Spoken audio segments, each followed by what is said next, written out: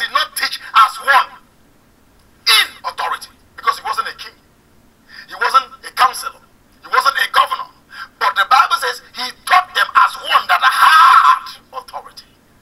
You don't need to be in authority to have authority. Glory to God. You just need to have the Spirit of God in you to have authority. That is what confidence is. When you have the Spirit of God in you, I came here to tell you that when the Spirit of God is in you, you will speak to issues as one having authority. Someone shout, I'm in charge. Hallelujah. Come on, shout, I'm in charge. When people are crying, you are smiling.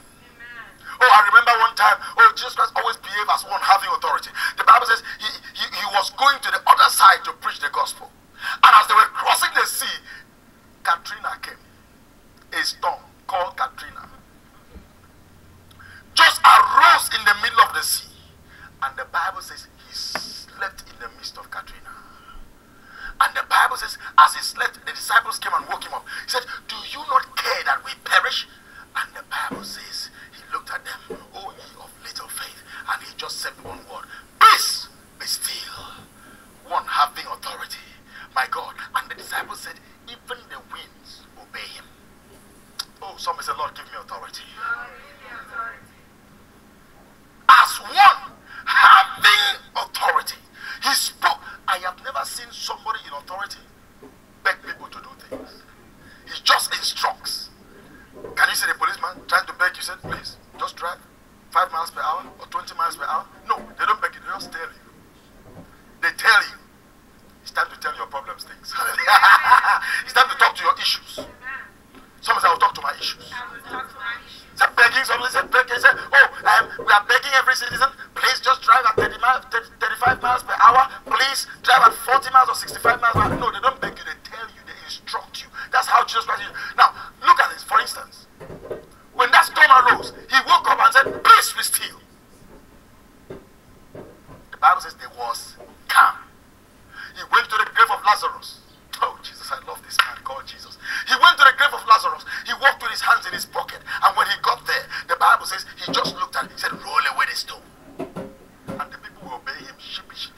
He did not say, well, let's just try and see if he's going to rise. No, if he did that, the people would not have to roll away the stone. He said, hey, roll away the stone. And the Bible said he rolled away the stone and he stepped backwards. And he commanded Lazarus to come out. And Lazarus did what? Came out. Confidence in God. Confidence in God. My God, the Bible says he was confronted with 5,000 men. They didn't number women and children. He asked the disciples, where are we going to get bread that this may eat? In John chapter 6. And the Bible said the people looked at him there. And they said, even 200 penny worth of loaf, bread, will not be enough for all this to eat. Eating in peace. He commanded them to sit down. And the Bible says every man ate and was filled at the end of the day. Amen. He spoke like one having what? Authority. I love my God. Amen. I said I love my God. Amen. I don't know about you, but I love my God. Amen. Hallelujah, somebody. Amen. I said hallelujah, somebody. Amen. I said hallelujah, somebody. Amen. Say thank you, Jesus. Say thank you, Jesus. Say thank you, Jesus. Aren't you blessed tonight? Hallelujah. Glory to God. Glory to God. Open to the book of Hebrews 35. The book of Hebrews, chapter 10, chapter 10, verse 35. The book of Hebrews, chapter 10, verse 35. Glory to Jesus. I said, glory to Jesus. Where are we? Hebrews what? Hebrews 10, 35. Look at this scripture, very interesting scripture. Hebrews chapter 10, verse 35. Cast not away, therefore, your confidence, which has a great recompense of reward. Oh my God. Please let me read it in another translation. This is called the King James Version of the Bible. Now the Bible we've tried to modify the English so that some people could understand, because some people don't understand Old English. So we try to modify it so that you can understand. Now this is a translation called the Amplified Version. Listen to what he has to say. The same verse of the scripture. Do not therefore fling away your fearless confidence, for it carries a great and glorious compensation of reward. It carries a glorious compensation of reward. Every time you move to do something with confidence, knowing that God is backing up, if it's a righteous thing, guess what happens? You win. The Bible says you will be what? Rewarded. You will be what? Rewarded. You will be what? Rewarded. I've seen people die of sickness because they lack confidence in speaking to that sickness in their body.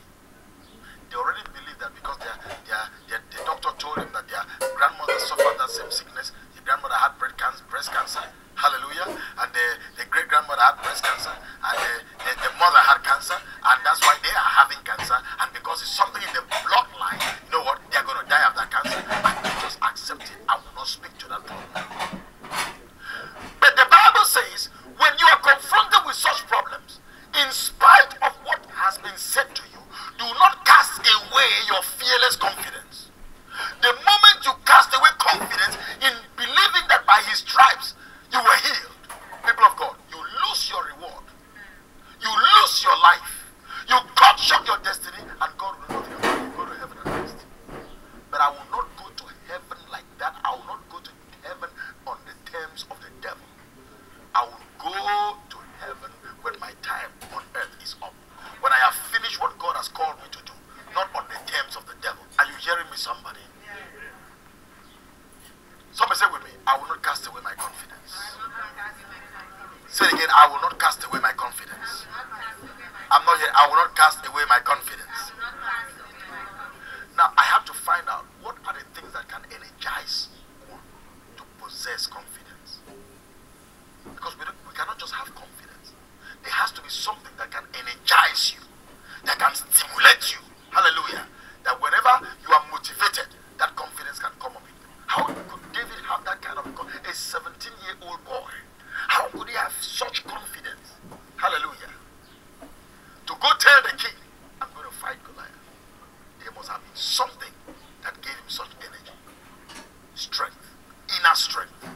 Number one, foundation for confidence. Number one foundation for confidence is to possess the ever-abiding presence of God. Possess what? The ever-abiding presence of God. Somebody shout the presence of God. Say again, the presence of God. Say again, the presence of God. The ever-abiding presence of God. People of God, you see, when we talk about the presence of God, a lot of people are ignorant of it. They don't even know what the presence of God is. They think that the presence of God is a building. And you hear them say things like, I'm in the presence of God. That's in the church. Hallelujah. And then when they're out of the church, maybe they were in the restroom, they think that they're outside of the presence of God. Where are you now? I'm in the restroom. Amen. I'm in the presence of God, whether in the restroom or in my car, hallelujah, or in my house, in the restaurant, anywhere I go, I carry God with me. When the presence of God is in your life, confidence builds up in you. It's just like all these, what do they call them, celebrities? Britney Spears and, all these Paris Hilton, all these people, celebrities. You see them having very tall, huge bodyguards. Security. Those security hang around them all the time. That builds up confidence in them.